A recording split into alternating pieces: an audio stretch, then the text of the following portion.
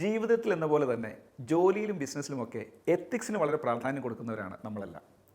എന്നാൽ പരസ്യങ്ങളുടെ കാര്യം വരുമ്പോൾ ബ്രാൻഡുകൾ ഇത് കൃത്യമായി പാലിക്കുന്നുണ്ടോ എന്നുള്ളത് ഒരു ചോദ്യം തന്നെയാണ്. വെളുത്ത നിറമുണ്ടെങ്കിൽ നല്ല ജോലി കിട്ടും, മെലിഞ്ഞിരുന്നാൽ നല്ല ചെക്കനെ കിട്ടുമെന്നൊക്കെയുള്ള പരസ്യങ്ങൾ ഇന്നും പല ബ്രാൻഡുകൾ ഉപയോഗിക്കുന്നുണ്ട്. ഈ എത്തിക്സ് ഇല്ലാത്ത പരസ്യങ്ങൾ ഇനി ബ്രാൻഡുകൾക്ക് പാരയെ മാറുകയുള്ളൂ.